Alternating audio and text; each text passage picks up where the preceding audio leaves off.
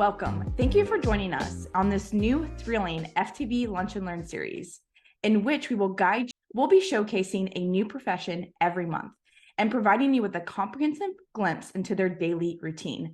I don't know about you, but I love seeing days in the lives. So this is just a really exciting series for us because we're going to be going from sunrise to sunset on each one of these professional roles at Wood. We're going to learn about their contributions and the distinct duties and obligations they bear. This type of content is what you all have asked for, and we hope to inspire you to take a role in energy. Today, it's my pleasure to introduce you to Maciel Diaz. She was a wireline field engineer for 5 years, right after graduating college. She has field experience in the Canadian Oilfield and in West Texas. Maciel, thank you so much for joining us today. I'm delighted to be here, Jamie, and I'm looking forward to telling a little bit more about what it's like to be a field engineer, because it's one of those very, very asked questions where people have no idea what we do. I know from my role as being in sales, I always wondered what the field engineers did. So every time I'd go out there in the field, I'd try to shadow them, but I know that was just a little glimpse into their life. So why don't you start with telling all the viewers, what does a field engineer actually do? Okay, so I'm going to go big overview because there's different types of field engineer. So depending on the service or the products that your company sells, you will be doing different things in the field. So as a big macro view is you are responsible for the implementation of the product or of the technology out in the field. So there's sales professionals and operations managers, et cetera, who are running everything out of the office. And then there's you as a field engineer who goes out to the field and actually implements and delivers and installs, runs, operates any of the products or technologies that your company is selling. And so you're always in the field or at the shop getting your tools and your things ready, and really requires you to be out in the field because that's why it says field engineer. That's your work. That's your office. Your office is out there. You're 24/7 the majority of the time. Sometimes you can have 12-hour shifts, whether you are on days or you're on nights. So that's usually what it is. And that's really a big macro view. But I know in the following questions, we're going to get a little bit deeper into what I did, which was wireline field engineer. You know, you kind of gave us, like you said, a big overview, but at the end of the day, all engineers are, of course, in the field, being a field engineer, but how do they actually learn to do that role? Is there training that you were able to take? Great question. So right out of university, I studied chemical engineering. I had no idea I would go into the field. I didn't even know that was a possibility, to be honest. When I saw that there was a possibility, I really enjoyed it. And so I think what drew me to a field engineer was the fact that it was 24/7, it was outdoors, it was somewhat of a crazy schedule. It wasn't a 9 to 5. I wasn't going to be sitting in an office all day long. And to me, those were all check marks on what I would call a dream job at a young age when I was coming out of college. I didn't necessarily care about being home or not. Obviously, priorities change as you get older. And so when I decided to go, I also thought, how am I going to learn how to be a field engineer? I didn't really study that. And so what it is basically you'll get some sort of training. For me, it was 3 months of training that I got, where I got to learn the technology, the tools that I was going to be using, what kind of crews I was going to have, how to manage the crews, how to interpret the data that I was going to acquire, how I was going to acquire the data, troubleshooting. Just they give you 3 months of like in-depth training. This isn't always the case. This is just kind of what happened with me. At the end of the day, what they want is an engineer or not, and I'll explain a little bit about the background, just someone that can troubleshoot, someone that can think for themselves and that can solve problems. At the end of the day, that's why you studied engineering, is you want to solve problems, whether it's through math equations, through putting things together, through creating something. And so the reason they want someone like that out in the field is because you don't have a lot of resources. It's always just you, some other people on your team, or maybe just you individually, and you're out there 24/7, very remote. It's not like you could just drive over to the office or drive over somewhere real quick and get some help. It's you're away from society most of the times because they're drilling in very remote areas. And so the reason they hire, an engineer is because they really want someone that's going to go out and troubleshoot and fix this problem and solve it just using whatever they've learned in college and just putting things together. It's more of a survival type of skill and making sure that you can fix the problem on location. And so going back to the degree, I did study engineering, and most bigger companies will hire only engineers for these type of roles. However, if you go to West Texas or even in Canada, smaller companies don't care if you have a degree. They care that you can troubleshoot and that you're smart enough to figure out problems, and they don't really care whether or not you have a degree. They are going to teach you how to perform the job out on location. And so if you're listening to this and you're not an engineer, but you've always wanted to have that type of role, go look for companies who will hire you, because there's a lot that don't care about the degree. They just care about how you can troubleshoot and how you can solve problems out by yourself and be someone that's very independent, because you don't have a lot of help out there. Wow, that's so aspirational, just to be able to go out to the field and do those things. Just 3 months of training. Did you feel like that was enough training for you? And what did you experience in the field when you go out there that really honed in on your skill set? Because you mentioned that you were a wireline field engineer.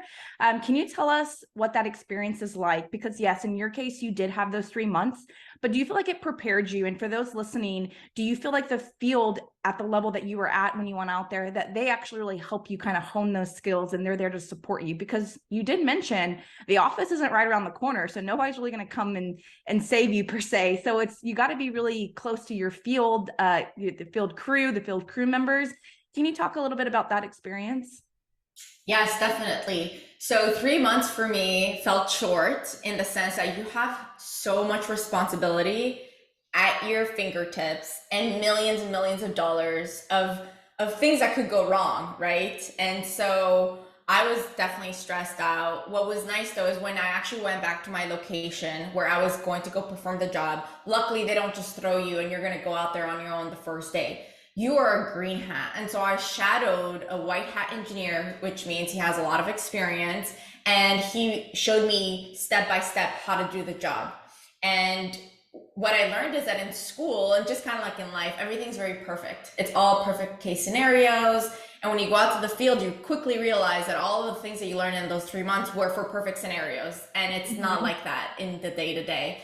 And so I felt like the most that I learned was through this field engineer, shadowing him and going out to location, asking questions, seeing real life, scenarios. And that prepared me for when it was my turn, to graduate from green hat to white hat and be able to own the job now and own my crew and go out, and now is my responsibility. And so I broke out, which is what we call it when you break out. I think I broke out maybe like 3 months later of shadowing another, field engineer, and I would go to every single job with them.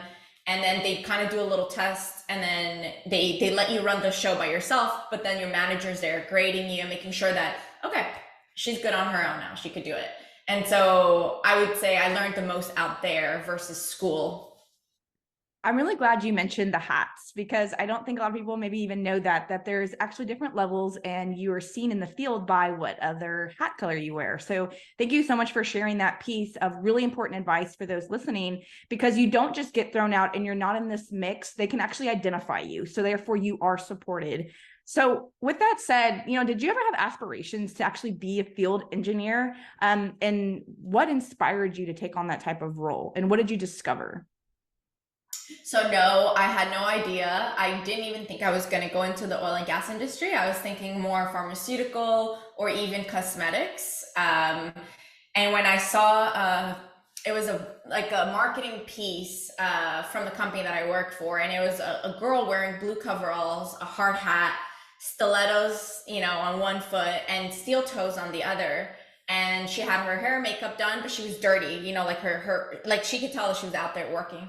And we always say a representation truly does matter, but I saw myself in that poster, and I thought, I could do that. That's me. I love being outdoors. I've always liked getting out there, getting dirty, fixing my bike, helping move the tire. But I also liked being a girl and, doing my hair and things. So when I saw the mix of both, it showed me that I could aspire to be a field engineer. And that's why I decided to apply. And I truly loved my career in the field, which is why I stayed 5 years. I would say 5 years is a little long. Most people stay about 3 years or so, but I just enjoyed the flexibility. I was working on rotation. I was working 2 weeks on, 1 week off. I know other companies have 3 weeks on, 1 week off, and others have 2 weeks on, 2 weeks off. So it's a lot of a type of rotation. And I know if you go offshore, it's even more different. I was always on land. And I enjoyed the fact that for 2 weeks, I was on 24/7. I was working very hard and I didn't have really time off. But then for a whole week, every 2 weeks, I got to turn off my phone, turn off my laptop, and go travel or do whatever I wanted. And so I chose the work hard, play hard mentality. And that's what I really enjoyed about the field was that even though for 2 weeks you were out there sweating, crying, laughing, you name it, I knew that I was looking forward to a week where I could live my best life and do whatever I wanted. So tell us a little bit more about that. So as a field engineer, you're away, you're obviously traveling, you're going to location, you're away from your family. How did that feel in the very beginning stages and how did you deal with that? But also those listening, what does that travel schedule look like? You did mention the days off, but are you staying in just one location for those full 2 weeks? Are you moving around? Are you living on location, or is there a place that you go to at night, or are you working nights? Or can you kind of break that down for us? Yes, good question. So depending on what kind of field engineer you are, all of these living accommodations and traveling will look very different. So I'll give kind of two examples. For one, when I was a field engineer in Canada, we got to live in something called man camps. Now I think they have a new name now. I don't know, to be more gender neutral, but they were called man camps. And it was basically like a hotel. It doesn't look like a hotel, but it's just like trailers with accommodations. And everybody had a room and you shared a bathroom with somebody. So it was like just big trailers filled with people and you had your individual room. You didn't have to sleep with other people. Some locations, if it's smaller, you do all have to sleep in one room with bunk beds, etc. So it really depends on what it looks like.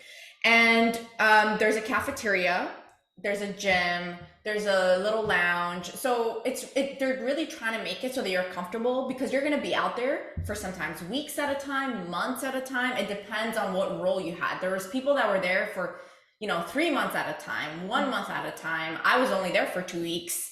And then I would come back and forth, or sometimes I did have to stay for a full month. So they truly try to make it accommodating where you have your room, they have someone that comes and cleans it every day. You could do your laundry and food was provided for you and it was free. And so you just kind of go to the cafeteria, you pick up your food. There is a lot of snacks so that you can bring it out to location. And so the men camp was, let's say, central, and then the rigs were all placed all around it. So different people were in different rigs. And so sometimes you would see people, sometimes you would never even see these people. You don't know where they were because everybody was out in different locations, but we would all come and collect in one area. That's what it would look like when I worked in Canada.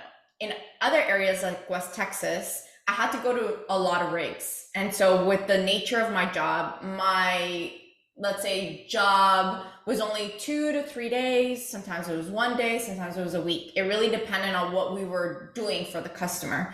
And so when my job would be done, let's say after 2 days, we would drive back to the shop, switch out tools, clean what we use, download the data, prepare for the next job, and then go back out and drive out to another location and then do that the whole time for 2 weeks. So sometimes I would visit 5 rigs in 2 weeks. Sometimes it'd be 1, sometimes it'd be 6 because it was quick jobs. So there's a lot of driving.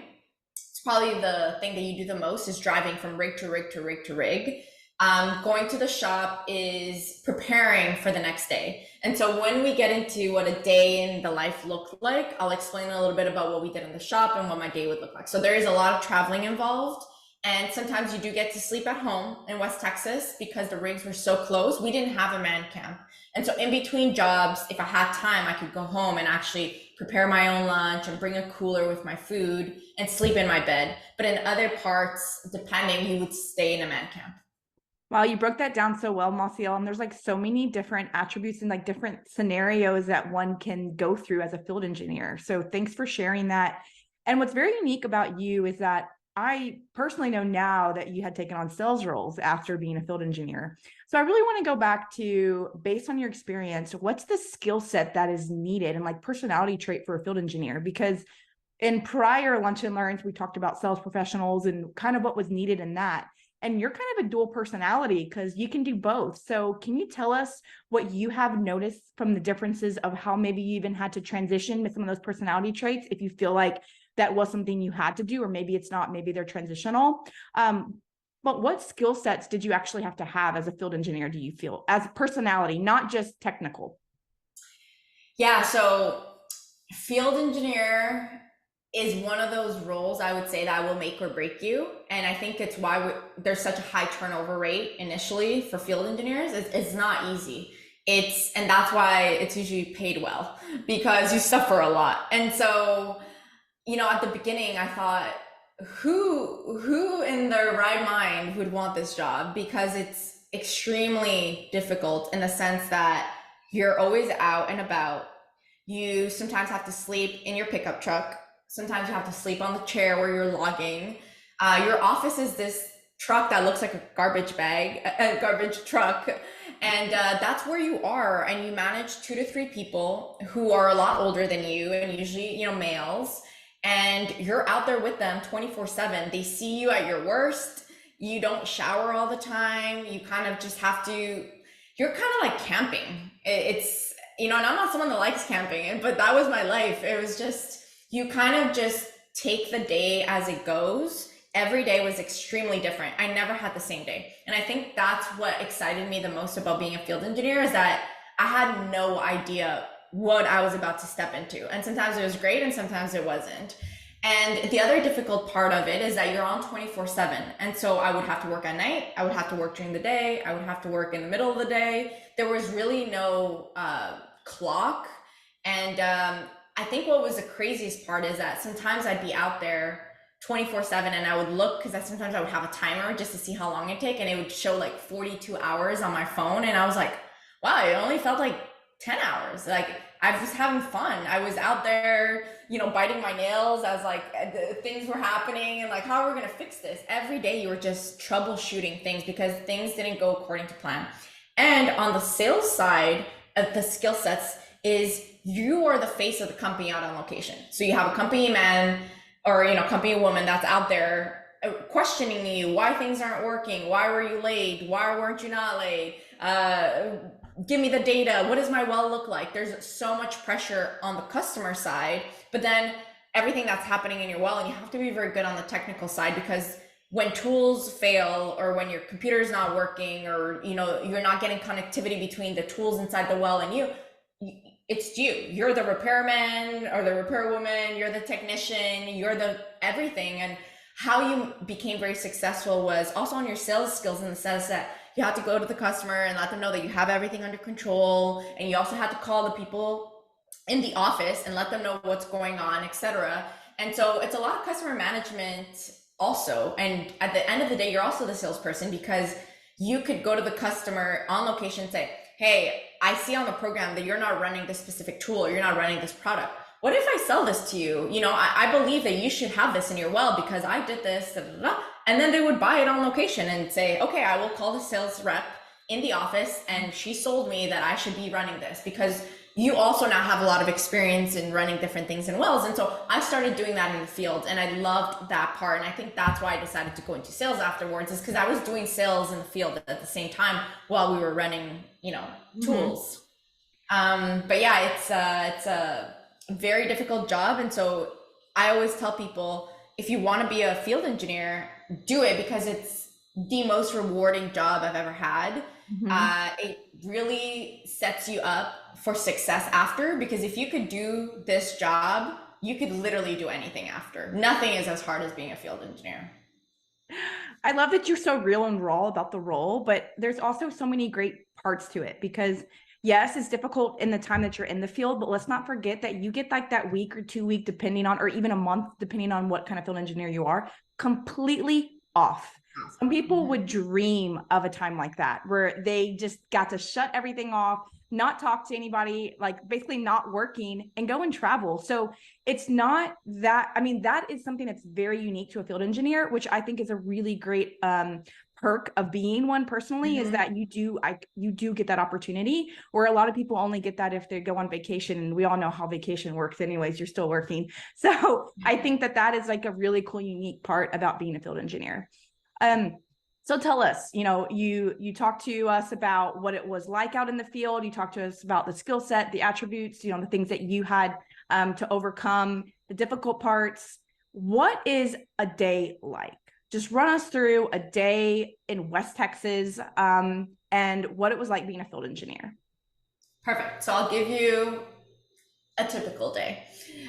So I would usually start with what time I wake up, but that is very dependent on when you would get a phone call. So let's make it 3 a.m. You get a phone call from dispatch. Dispatch is the people who receive the phone calls from the rig saying, we're ready for your company to come out here and perform the job. And so I would get a phone call from dispatch. They're open 24/7, 3 a.m. Let's give it, this day is 3 a.m. Hey, Maciel, you have to be out on rig number 35. I'm going to email you the directions, and this is the service that they want. They will email me everything that I need to know about the location, who the customer is, and what tools we're going to be running, and what time they expect us there. They usually would give us about 8 hours ahead so that you know to be there on time. And so as soon as you hang up that phone call, the time starts clicking because you cannot be late. And usually you're driving about 2 to 3 hours. And I still have to go check all of my things, and I also need to call my crew. And so the next thing that I would do is I would get up, start packing my clothes, utilities, anything that I needed for, who knows, it could be 2 days, it could be 3 days, sometimes you're out there for a week or two. You really don't know how long it's gonna be. And so you pack. So I would pack anything that I needed. Then I would call 2 of my operators and let them know, hey, we just got dispatched. You guys need to be at the shop. I'll give you an hour to be there. They are also going to need to pack, go get food, or, you really need to be ready.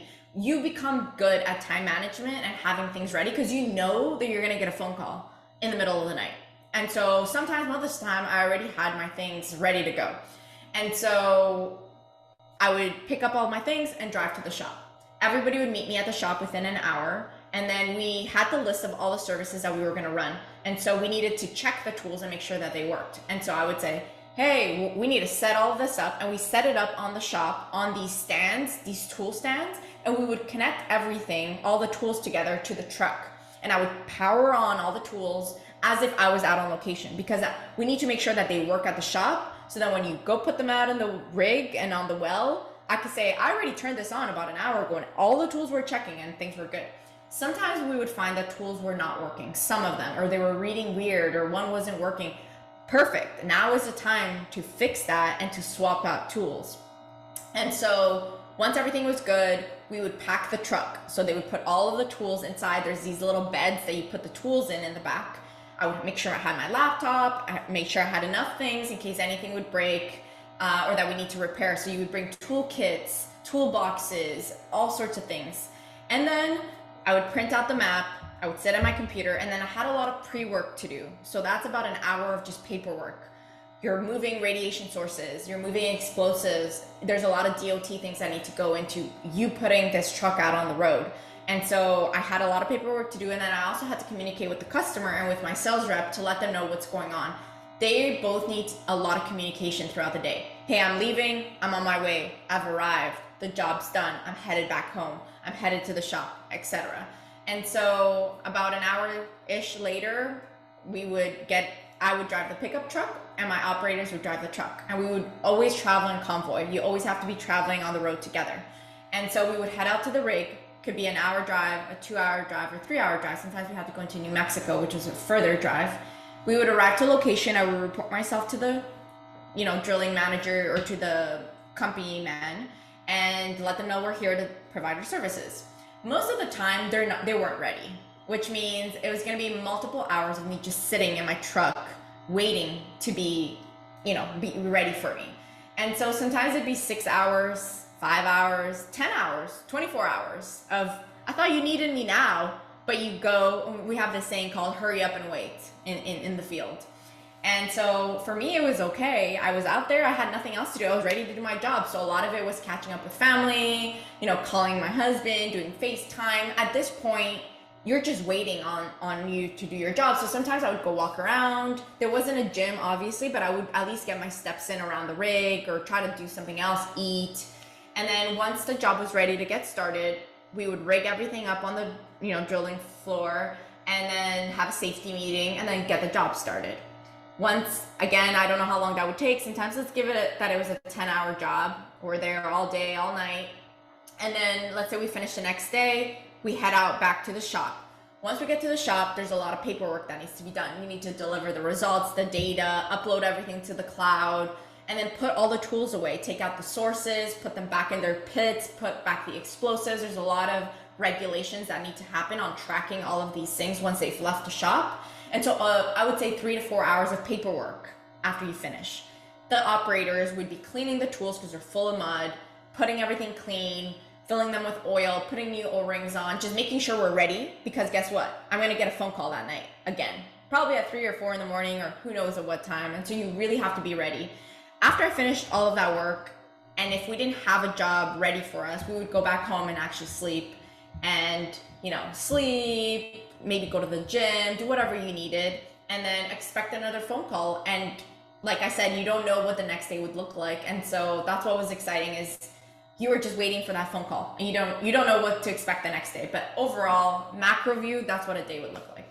Wow, Maciel, thank you for doing such an in-depth overview of really what it was, and the morning, the timestamps, everything. I think everybody listening definitely understands to this point what it's going to be like going out there in the field. And we hope that you enjoyed listening and understanding what a field engineer does in the oil and gas industry. And we just really want you to understand that there is an opportunity for you here. And if field engineer is something you're interested in, this is definitely a great opportunity to learn about what they do and really get that look inside what a life of a field engineer is. So thank you, Maciel, for being here today. Thanks, Jamie.